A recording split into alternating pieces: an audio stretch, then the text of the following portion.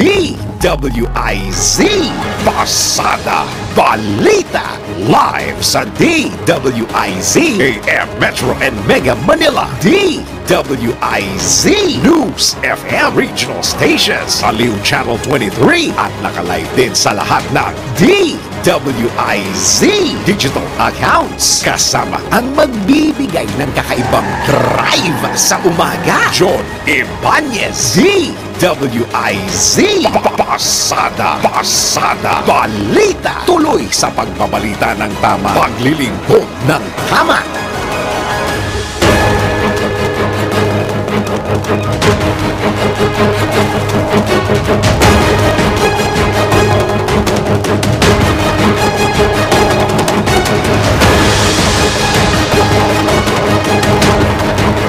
Narito na ang headline sa inyong nag-iisang Pasada Balita ngayong araw ng Huwebes. Pasada Balita! Ika-14 sa buwan ng Marso 2024. Pasada Balita! Naselyo ang investment deals ng Pilipinas at Germany, pumalo sa 220 billion pesos. Pasada Balita! Economic Chacha Resolution lusot na sa second reading sa Kamara. Pasada Balita!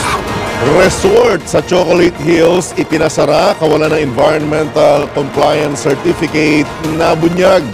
Pasada Balita! Pinsalang dulot ng El Nino patuloy na lumalawak. Pasada Balita! Sa balitang pangkalakalan, mga negosyante sa Sweden nagpahayag ng interes na mamuhunan sa Pilipinas. Pasada Balita! Balita sa ibayong dagat, lisensya ng mahigit 12,000 doktor na nakaisa sa doctors strike, pinasususpinde ng pamahalaang South Korea. Pasada Balita! At sa balitang pampalakasan, NLEX at Phoenix panalo sa PBA. Bawal ang babagal-bagal! Bawal ang kukupad-kupad! Pasada Balita! Magandang umaga, Luzon, Visayas, Mindanao, Pilipinas. Ako po ang inyong kabalitaktakan, Johnny Ibanez. Pasada Balita! At ngayon sa Italia ng mga nagbabagang balita, aabot sa $4 billion o katumbas ng 220 billion pesos na halaga ng investment deals ang nakuha ni Pangulong Ferdinand Marcos Jr. sa kanyang pagbisita sa Germany. Nagmula ito sa 8 kasunduan na ginawa sa Philippine-Germany Business Forum sa Berlin na inorganisa mismo ng Department of Trade and Industry noong Martes. Samantala, hinikayat naman ni Pangulong Marcos ang German business leaders na ituring ang Pilipinas bilang reliable partner para sa expansion ng kanilang market at operasyon. Muli ring ibinida ni PBBM ang Maharlika Investment Fund, gayon din ang mga ipinasang batas para sa pagpapaluwag ng mga panuntunan sa pagninegosyo sa bansa. Ipinangako naman ng Pangulo na titiyakin ng kanyang economic team ang mga kinakailangang suporta para sa pagpapalago ng investments ng German companies. Pasada Balita! Binisita at kinumusta ni Pangulong Ferdinand Marcos Jr. ang mga Pilipino na nasa Berlin, Germany. Sa kanyang talumpati sa PhilCom meeting, kinilala ni Pangulong Marcos ang kontribusyon ng mga overseas Filipino workers sa Germany sa ekonomiya ng bansa. Masaya rin ibinalita ng Pangulo na umabot sa record high na $33.5 billion ang remittances ng mga OFW noong 2023, batay na rin sa datos ng Bangko Sentral ng Pilipinas, at sinabing malaking kontribusyon ang kanilang remittance sa paglago ng ekonomiya ng bansa. Kaya naman nangako ang Presidente sa harap ng Filipino community sa Berlin na susuklian ng kanyang administrasyon ang sakripisyo ng mga ito sa pamamagitan ng pagpapatupad ng mga reforma at programa na mapapakinabangan ng kanilang mga pamilya sa Pilipinas. Pinasalamatan din ni Pangulong Marcos sa mga OFW sa pagiging ambasador ng kultura ng Pilipinas sa ibayong dagat, gayon din ang pagpapakita nila ng pagpapahalaga sa kanilang pamilya, pananampalataya, katapatan, pagsusumikap at pagkakaisa saan man silang bansa naroroon. Pasada Balita!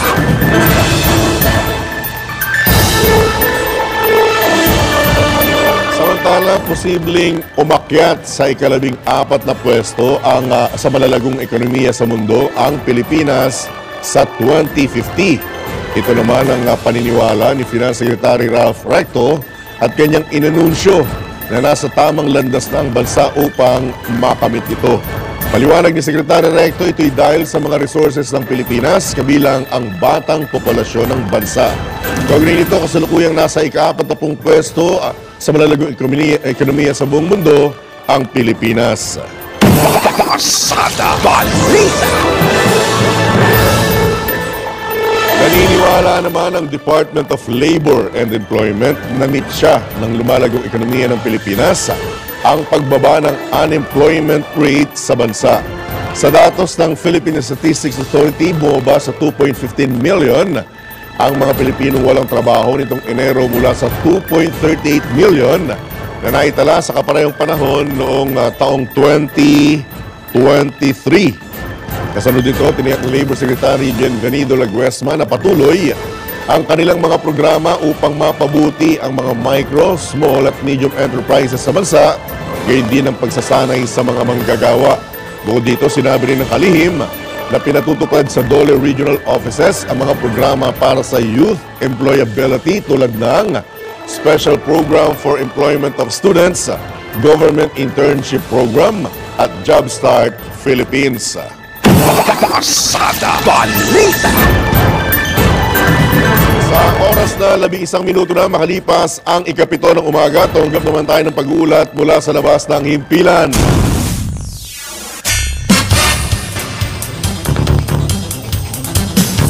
Pangulong Marcos nakikipagpulong sa presidente ng Czech Republic. Detalye mula kay Patrol 13, Gilbert Perdes. Dumating na sa Czech Republic si Pangulong Ferdinand Marcos Jr. para sa pagpapatuloy ng halos 1 linggong biyahe sa Europa.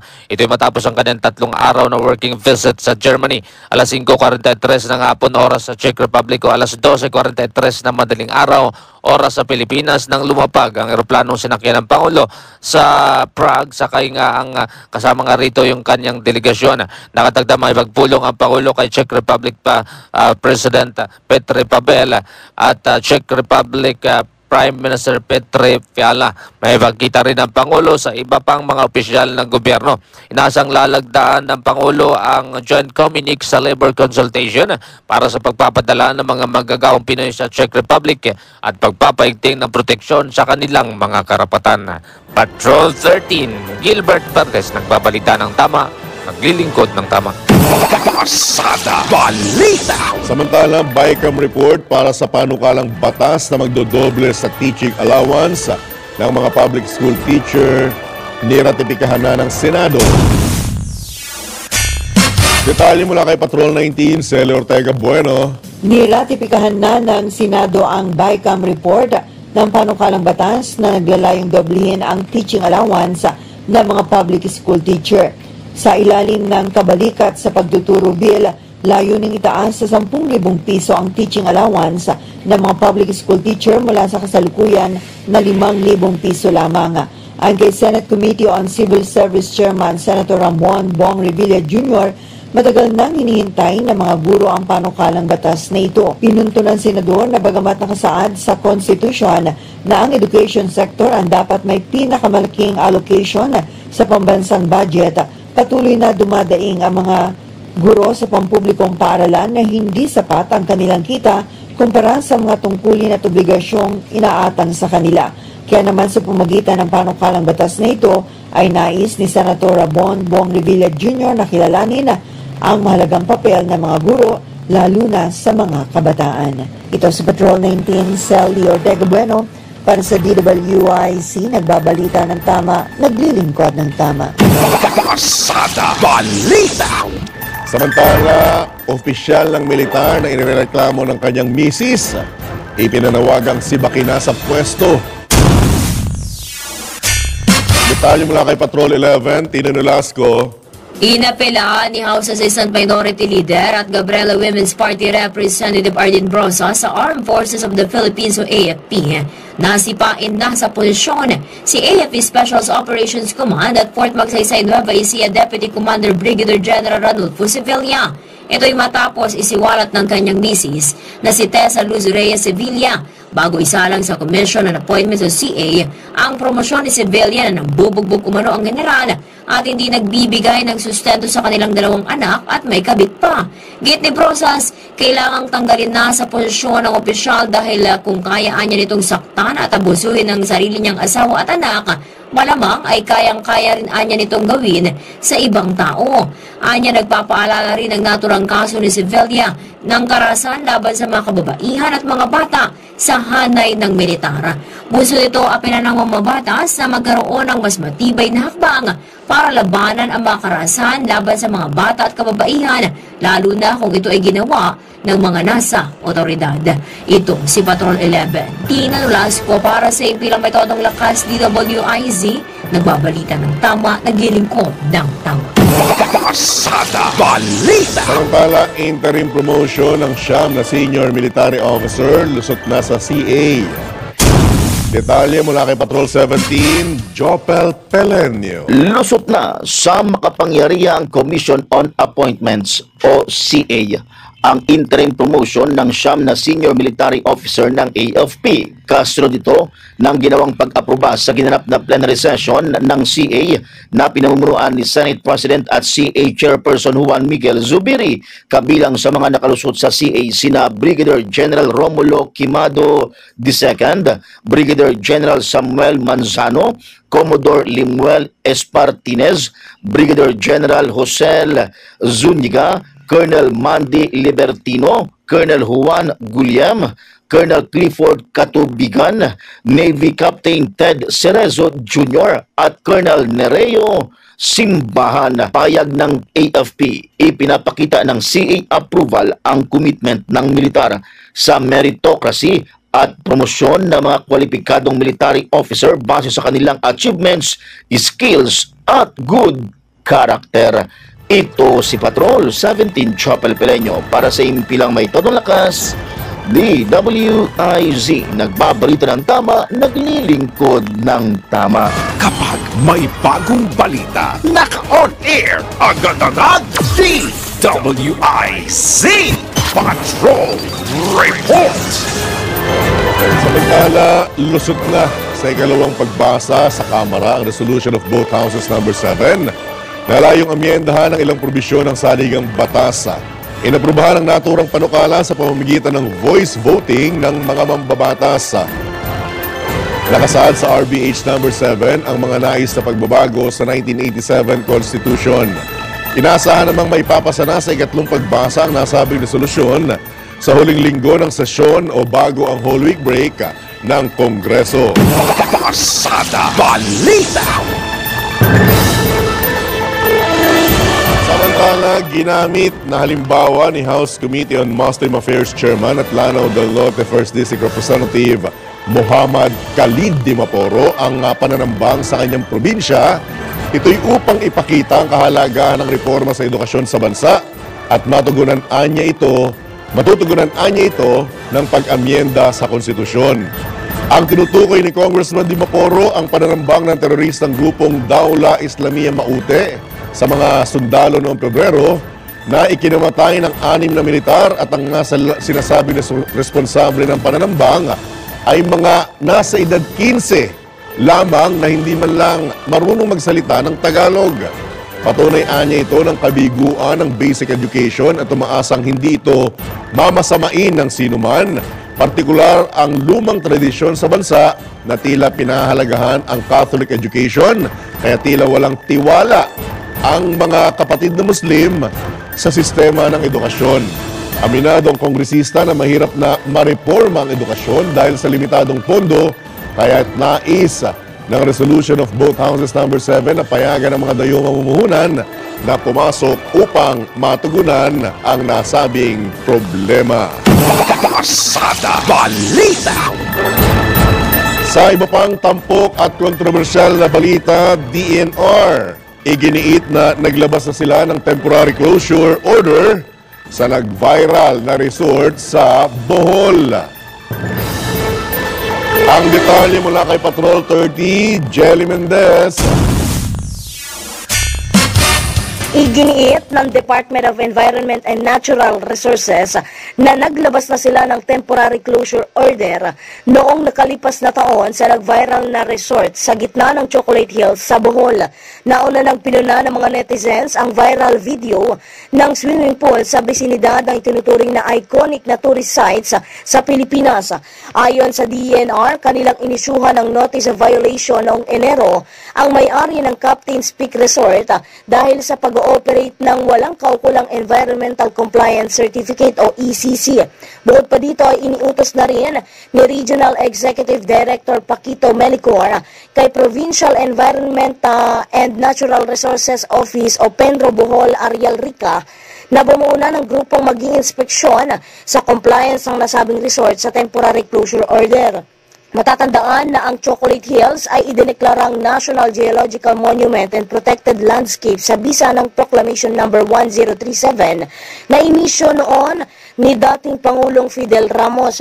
Ibig sabihin nito ay anumang land development sa protected area ay mangangailangan ng Environmental Impact Statement bago mabigyan ng ECC. Ito si Patrol 30 Jelly Mendez na duulat para sa impinang may todong lakas sa DWIZ. Nagbabalita ng tama, naglilingkod ng tama. Kapag may bagong balita, naka-on air, agad-agad, DWIZ Patrol Report!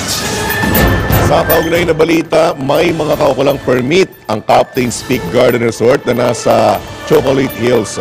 Ito naman ang paninindigan ni Julieta Sablas, manager ng nabanggit na resort matapos itong mag-viral sa social media. Ayon kay Sablas, alam nilang bahagi ng protected area ang kanilang ari-arian, ngunit hindi nila ito maaaring gamitin sa pagsasaka dahil acidic ang mga lupa rito. Dagdag pa ni Sablas, maaaring nagdesisyon ang kapatid niyang si Edgar Buton na itayo ang Captain's Peak dahil sa magandang tanawin sa lugar. Gayunman, aminado ang manager ng resort na Sablas po ang apelyido, hindi Sablay, na hindi sila nakakuha ng Environmental Compliance Certificate. Pasada Balita! Bakit ko po nabanggit na Sablas ang apelyido at hindi Sablay? Kasi mukhang may sumablay po dito mga kapasada, mga kabalitaktakan ha. Malalim-lalim na issue ito, kaya't hanggat mapipigilan ko po ha, pipigilan ko muna magkomentaryo kasi ang dami pang story ang may kaugnayan dito. Pero hindi ko po palalagpasin ito ha. Kasi unang-una, mamaya na. mamaya na. Relax lang. John, relax. Alright, sa kaugnay pa rin pong balita, walang accreditation ang resort na nasa mismong paanan ng Chocolate Hills sa Bohol. Ito ang kinumpirma mismo ng Department of Tourism matapos namang ulanin ng batikos mula netizen ng Captain's Peak Resort Development na sinasabing nakakasira sa kagandahan ng nasabing burol sa bayan ng Sagbayan. Ayon sa DOT, wala ring aplikasyon para sa accreditation ang nasabing resort. Suportado naman ng DOT ang preservation at pagprotekta sa Chocolate Hills na idineklara ng UNESCO Global Geopark. Pasada Balita! Ito pa ang pag-isipan yung maigi mga kabalitaktakan ha. Naglabas na rin ng pahayag si Bohol Governor Erico Aristotel Aumentado kaugnay sa nag-viral na resort na nasa paanan mismo ng Chocolate Hills. Paliwanag ni Governor Aumentado noong Setyembre pa ng nakaraang taon nila inaksyonan ang issue kaugnay sa development ng The Captain's Peak Garden and Resort. Ipinabatid ni Governor Aumentado na nakapagsumiti na ng report at rekomendasyon ng Committee on Environment sa Sangguniang Panlalawigan matapos ang investigasyon sa nasabing usapin. Kiit pa ng gobernador na hindi nila papayagan na magpatuloy ang nasabing development sa paligid ng Chocolate Hills na idineklarang UNESCO Global Geopark. Nanawagan naman ang gobernador sa DNR at Protected Area Management Board na baguhin ang kanilang patakaran sa pag-iingat at pangangalaga ng naturang UNESCO Global Geopark sa Bohol. Pasada Balita! Ito pa ha. Hindi ko lang alam kung kung too late ahiro tong mga to Ito ha. Pinagigiba ni Bohol 3rd District Representative Christine Alexi Besas Tutor ang nag-viral na Captain's Peak Resort na nakatayo sa mismong paanan ng Chocolate Hills. Ayon kay Congresswoman Tutor, hindi ito dapat pinayagang itayo. Pinababalik niya rin sa dati ang construction site at pinapasagot sa may-ari ng resort ang gagastusin dito. Gate pa ng kongresista, dapat managot ang mga opisyal na nagpahintulot na maitayo ang Captain's Peak. Tutol din si Congresswoman Tutor sa anumang aksyon na labag sa katayuan ng Chocolate Hills bilang isang UNESCO Geopark. Pasada Balita! Samantala, pinaiimbestigahan na ni Senate Tourism Committee Chairperson Nancy Binay ang pagtatayo ng resort sa may paanan ng Chocolate Hills. Ayon kay Senator Binay, nakagagalit at nakadudurog ng puso ang mga nakitang estruktura o resort na itinayo sa mismong paanan ng bulubundukin. Dagdag pa ng senador, paano may tuturing na makakalikasan ang mga ahensya ng gobyerno na may tungkulin at responsibilidad na pangalagaan ng Chocolate Hills kung nakapagtayo ng resort sa isang classified natural monument sa ilalim ng National Integrated Protected Area System at isang protected UNESCO Geopark. Git pa ng Senator Binay na dapat magpaliwanag pakinggan niyo po ito mga kabalitaktakan DENR, Protected Area Management Board, Bohol Environment Management Office, Provincial Environment and Natural Resources Office at ang lokal na pamahalaan ng Bohol kung paano nakalusot ang ganitong klase ng resort. Pasada Balita! Antabayanan natin mga kabalitaktakan kung hindi magkakabuhol-buhol sa paliwanag ang mga opisyal at mga ahensya ng gobyerno na tila baga sabi nga ng iba mukhang money talks mukhang may gumalaw na pera kaya mukhang natapalan ang mata ng ilang mga opisyal ng gobyerno, mapalokal man o mapanasyonal, kaya't nailusot. Kasi sabi nga ng iba, hindi naman po yan naitayo ng isang linggo lamang. At saka kung hindi po nag-viral, hindi po mabubuking na meron palang napakagandang resort dyan. Di po ba? Dito medyo bumilib ako sa vlogger na to. Dahil kundi dahil sa kanya, hindi po lilitaw ito na may napakaganda na palang resort sa mismong paanan ng Chocolate Hills. Babalikan natin yan meron tayong sisikaping makausap tungkol sa issue na yan. Maya-maya po lamang. Samantala, oras na hudyat, 27 minuto na makalipas ang ikapito ng umaga. Sa oras na 32 minuto na makalipas ang ikapito ng umaga, tayo po'y pinalad na makakausap si Congressman Ace Barbers, ang kinatawan po ng 2nd District ng Surigao. Congressman Ace, good morning. Johnny Banyas po. Live na po tayo sa DWIZ, Aliw Channel 23. Kong? Ay, magandang umaga, John. Magandang umaga po sa ating mga kababayan. Alright. Unang-una sa lahat, maraming salamat po sa pagkakataon. Alam ko mukhang may biyahe ka ngayon pero napaunlakan nyo pa rin kami. Pero bago yan, Kong, tama ba na miyembro ka o Vice Chairman ka ng Committee on Tourism sa Congress? Tama ba? Just a member. Member naman. Opo. Okay lang ba na bago yung tungkol sa illegal drugs, mapahapyawan natin tungkol naman sa, sa Bohol? Kong, pwede ka ba magsalita tungkol dito? Yes, oo. Apo. Yes, oo. Anytime. Ano pong reaksyon nyo dito, Kong, bilang miyembro ng Committee on Tourism? Alam mo, ako nagulat sa tagal nating pumapasyal dyan sa Bohol. Ngayon ko lang nalaman ang meron parang first time sa mga tinayo. Sayang, hindi natin nagamit yung swimming pool. Yun na nga. Nakakagulat dahil unang-una, parang bakit ba napayagan? National heritage yata ito nating, dineklara ito ng ating NCCA noon. Parang medyo hindi siguro maganda na biglang merong ganyan klaseng development sa tabi mismo ng mga chocolate. No? Opo.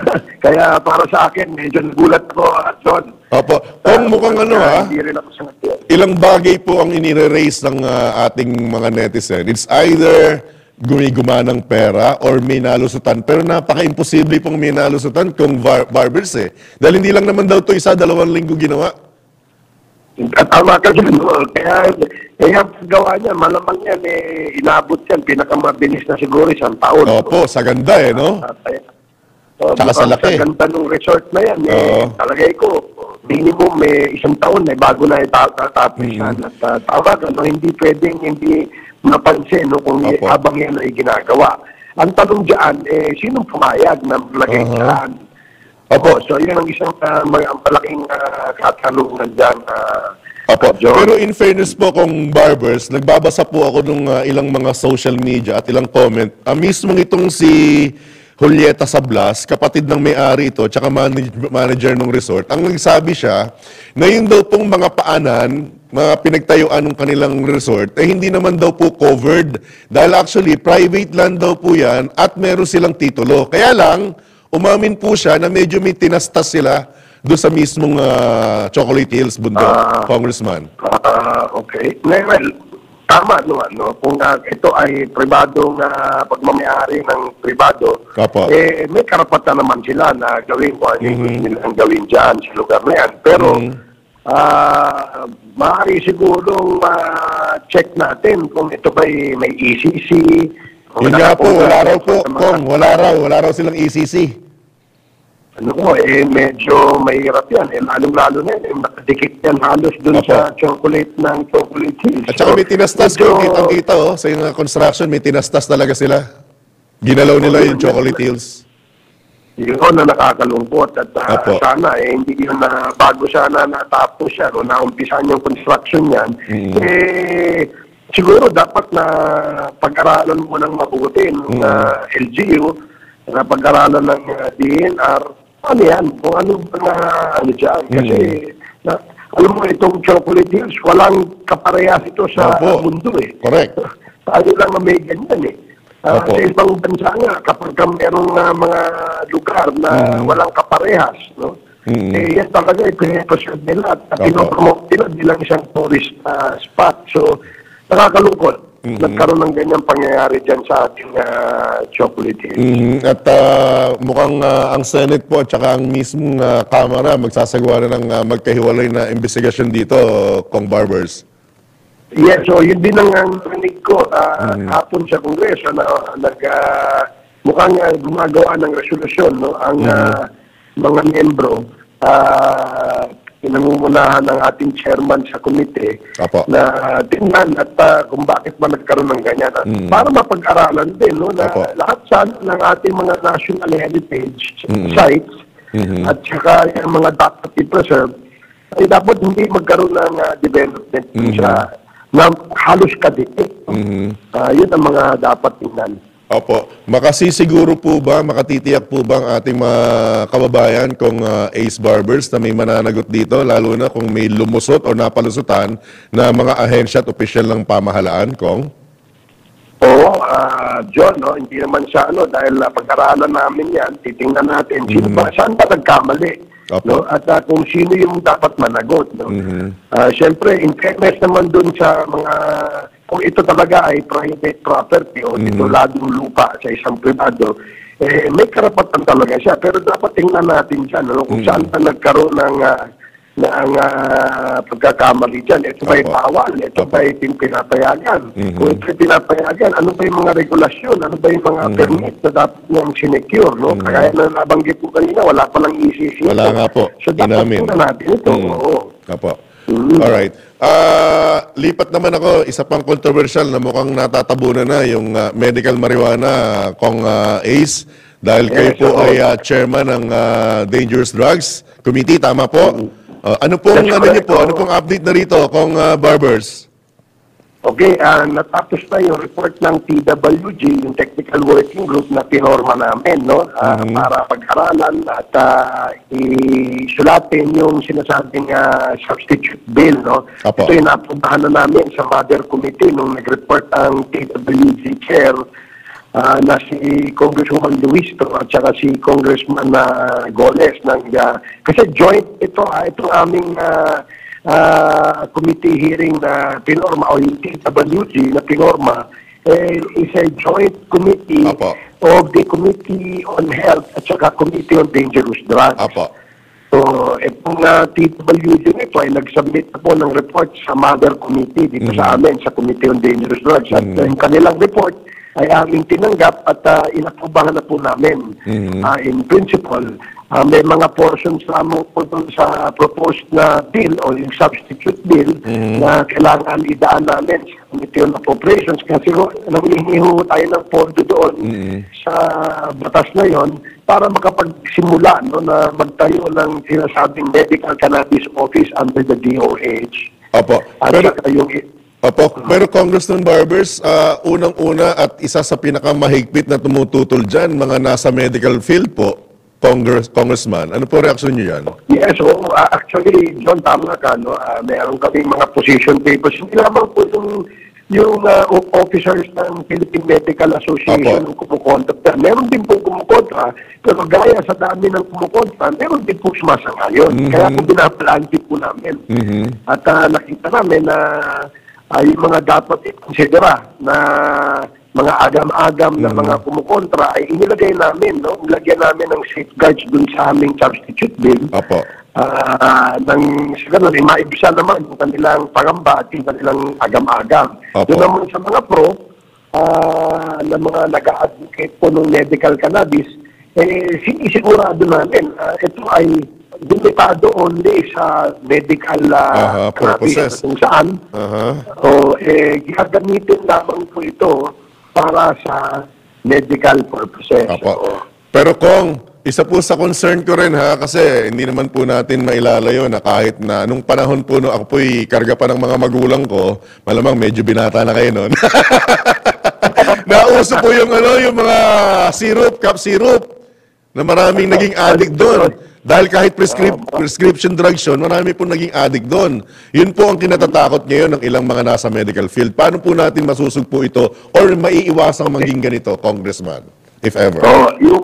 Yung kagaya ng medical cannabis na ito, ang isa sa mga safeguards na inilagay natin para hindi po ito maging accessible sa kung sino-sino at kung saan-saan lamang.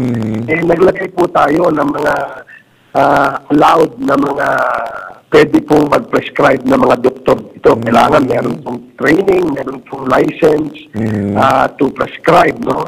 At yung kanyang bibigyan na pasyente, mga pasyente lang na may lilista natin under debilitating illnesses or diseases. At saka yung sa mga non-debilitating naman, ililista din po natin kung ano po yung mga yan. So, ibig sabihin, kung ikaw ay doktor, pwede ka nang magreseta basta-basta ng medical cannabis. Meron pong mga requirements po na ilalagay po natin at safe. At makasisiguro po ba ang sambayan ng Pilipino, Congressman Barbers, na hindi ito tutungo sa pinangangambahang maging recreational na rin ito?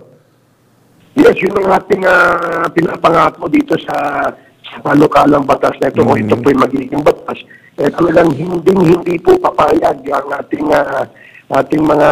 ating kongreso na gamitin po ang marijuana o medical cannabis o ang cannabis dito sa sinasabing recreational purposes. Only for medical purposes. At saka ito po ay nasa pharmaceutical form. Hindi po ito yung dahon lang na nandiyan na pwede ng sintihan o hindi kaya balutin pagkatapos sisintihan. Hindi po. Ito po ay either in capsule form, in oil form, or in other medical pharmaceutical grade forms.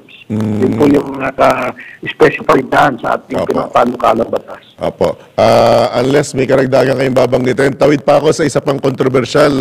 I hope you won't mind. I hope hindi pa ako nakakaabuso sa oras mo. Kung last na lang, yung pong pagpayag ng PNP sa pag-aarmas ng mga civilian ng mga rifle, high-powered. Any reaction on that? On this, sir? Well, ako sa aking palagay, basta responsible gun owner ka, at wala kang record, wala kang criminal record, at lalo tigit, kalmado yung iyong pag-iisip. Kasi dadaan naman po tayo sa may neuro example yan, di ba po? Apo. So kapag doon, napasa mo lahat yan, I don't think problema yan, no? Kasi hindi naman siguro lahat makakapasa at magkakaroon ng pagkakataon. Actually, mahigpit na po eh. Ngayon pa lang, mahigpit na eh. Sa pagkuha. Yun nga eh. Yun lang, kasi hindi rin naman natin pwedeng tawaran, no, na tayo ay maging sobre baka pag dumating yung panahon na mga kailangan tayo na gumamit ng mga ganyan, magkaroon tayo ng problema. I'm not saying na nag-anticipate tayo ng malaking gera o ano. Mas mabuti na pong safety tayo at nandun tayo sa side ng tawag na dito, yung laging handa. Parang Boy Scout. Yan, tama. Opo. Alright, Congressman Barbers, nasa inyo pong pagkakataon. Baka may karagdagan pa po kayong mga mensahe na hindi ko po ikangay na itanong. Go ahead, sir. Well, yan. Gusto ko lamang ibigyan din John, salamat sa pagkakataon na nakita naman natin na yung ginagawa ng Kongreso, lalo na sa usapin ng Chacha, no? Ito ay talagang pinag-aaralan ng Kongreso. Tingnan, no? Ano pa yung pwedeng gawin ng ating administrasyon para po tayo maka-imbita, maka-inganyo ng malalaking investor dito sa ating bansa, no? Kaya po pinag-aaralan nitong economic Chacha kung tawagin, dahil po sa ating kagustuhan at sa kagustuhan ng ating Pangulo na si BBM na magkaroon ng maraming oportunidad para sa mga Pilipino, no, sa pamamagitan ng trabaho at negosyo. No? Ito po ay magagawa natin ng maayos kapag inaayos po natin ang ating saligang batas. Alam naman po natin, hindi rin po ito limit sa kalaman ng marami na may mga depekto at may mga problema na dapat ayusin. Hindi naman pwedeng isang lamang po ito. Kaya po, pinag-aaralan ng Kongreso sa pangunguna ni Speaker Romualdez na talagang palakasin ang ating ekonomiya at bigyan ng pagkakataon ng ating mga kababayan na ganitong klaseng economic development. So, gusto ko lamang pong pasalamatan din, siyempre, yung ating Pangulo, dahil sa kanyang sipag, no, marami na po investor ang kanyang nakiliti at na-invita dito sa atin. No? At hopefully, this will bring more employment, jobs, and of course, revenues para sa ating kababayan at sa ating bansa. Alright. With that, thank you so much po, Congressman Ace Barbers. Maraming salamat. Good morning. Ingat po. God bless. Maraming salamat, John, at pabuhay ang iyong program. Apa. Alright. Yan po mga kabalitaktakan, si Congressman Ace Barbers ng 2nd District ng Surigao del Norte at siya rin pong chairman ng House Committee on Illegal Drugs. Oras, 13 minuto na lamang, alas 8 na ng umaga.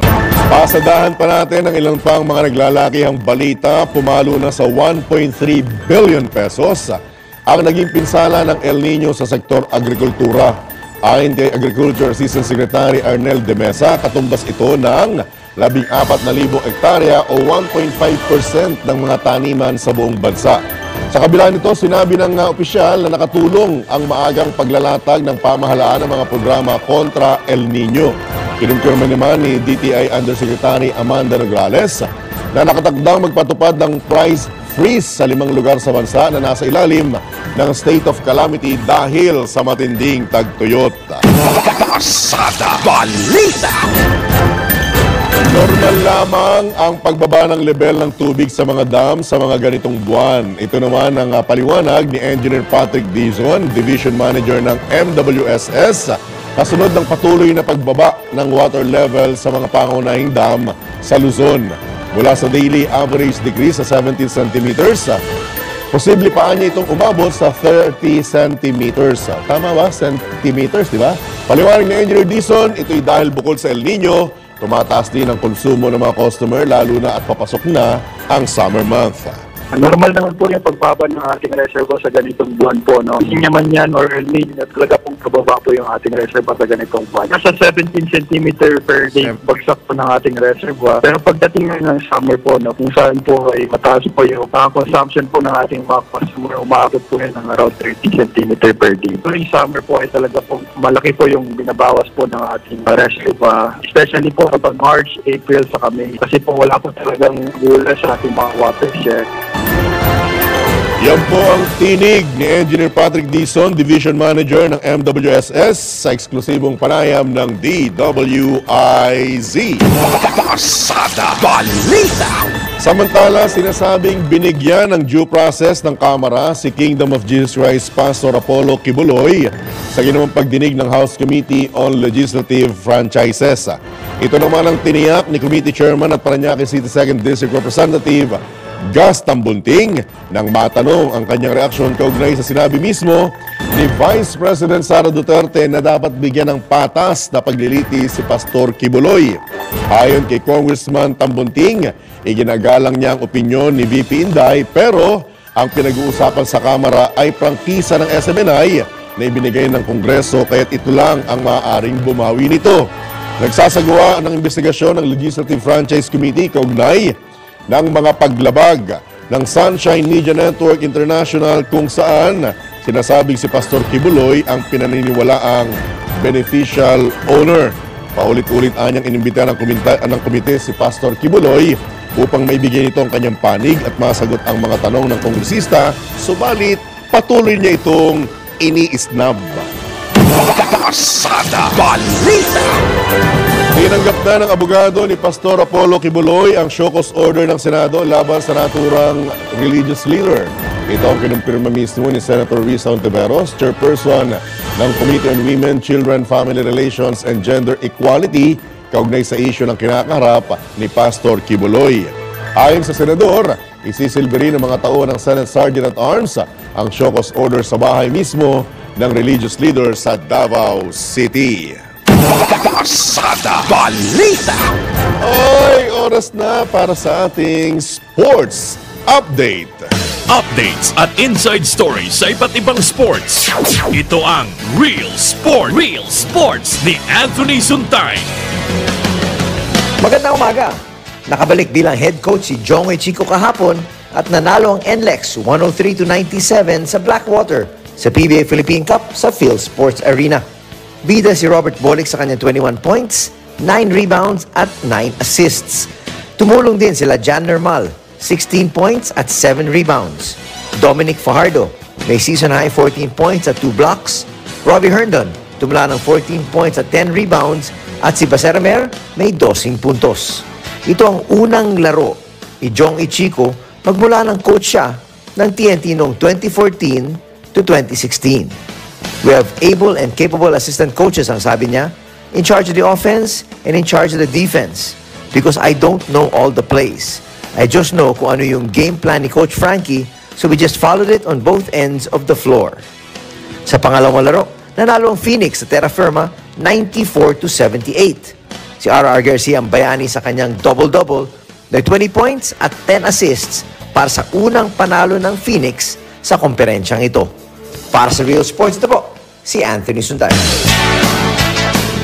Mula sa Photon, ang malakas at dumadagundong na Photon Thunder Pickup. Mapapalingon ka sa tikas at porma. Photon Thunder Pickup, malakas na, matipid pa. May reverse camera, touchscreen infotainment at electronic parking brake, leather seats at alloy wheels. Ang starting SRP ay 980,000 pesos only. Punta na sa pinakamalapit na Photon dealership o mag-message sa Photon Philippines Facebook page para sa iba pang detalye. Photon Motor Philippines, 16 years of empowering the Filipino business. Anong oras na? Nasa traffic ka pa rin ba? Ubus na ang pasensya, ubus pa ang gasolina. Mag-move on ka na! Tara na sa Clean Fuel dahil dito, buy forever. Forever na mura, forever quality pa. Sigurado ka sa Euro 4 Diesel, 91 at 95 octane gasoline at auto LPG rin. Kaya panatag ka kahit maipit sa mahabang traffic. Panalo ka dahil garantisadong produkto, mahusay pa ang serbisyo. Umiwas sa mataas na presyo sa Clean Fuel, mag-move on ka na! Clean Fuel, quality fuel for less. kailangan ko na naman palitan ng bubong ko, pare. Mag-iisang taon pa lang yan. May tulo na kagad. Ay, bossing! Baka naman kasi hindi matibay yung ginamit nyo. Dapat ang gamitin mo ay Cherry Loom, ang yerong aluminum. Basta yero, Cherry Loom. Tibay protektado sa pangmatagalang yero. Real Sports ni Anthony Suntay sa DWIZ 882. Pasada Balita. Balitang pangkalakalan. Sa latest ng Filipino Mirror, interesado ang mga Swedish investor na mamuhunan sa Pilipinas. Ito'y dahil sa malakas na macroeconomic fundamental, bumuting business climate at magandang workforce sa bansa. Ayon kay Finance Secretary Ralph Recto, nakipagpulong na siya sa mga Swedish investor para talakayin ang mga aring areas of cooperation. Kaugnay nito, nais ng mga investor na mamuhunan sa pagpapalakas ng defense industry ng Pilipinas at kanilang ibinida ang track record ng Sweden sa pagpapaigting ng defense capabilities sa Brazil at Thailand. Pasada Balita. Mga balitang dapat alam mo kahit sa labas ng bansa. DWIZ Balita sa ibang bansa. Pinag-aaralan na ng South Korean government na suspindihin ang medical licenses ng mahigit 12,000 doktor na nag-walk out at lumahok sa mga strike. Ang mga nasabing hakbang ay pagpapakita ng pagtutol ng mga doktor sa plano ng pamahalaan na dagdagan ang slots sa medical school admissions kung saan iginiit ng mga doktor na hindi kakayanin ng mga universidad. Nagresulta ang nasabing kilos protesta sa pagkaudlot ng operasyon ng maraming pasyente at tumagal ang waiting time sa mga ospital. Pasada Balita. Nagbigay na ng pahintulot ang Dicastery for the Causes of Saints ng Vatican sa Diocese of Laoag na tignan ang reputasyon at kabanalan ni Niña Ruiz Abad na posibleng maging santo.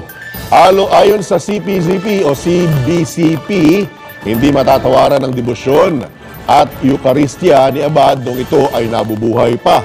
Inilaan ng 13 gulang o 3 gulang na daragita ang kanyang buhay sa pamahagi ng mga rosaryo, biblika at maaklat ng panalangin, mga banal na imahen at iba pang bagay sa relihiyon. Namatay si Niña Abad dahil sa cardiac arrest. At sumayin nyo ang 20 edisyon ng Pasada Balita dito lamang po sa DWIZ. Nagbabalita ng tama, naglilingkod ng tama. Ako po ang inyong kabalitaktakan at kabalitaan, Johnny Bañez. Antabayan na ang susunod na programang Karambola!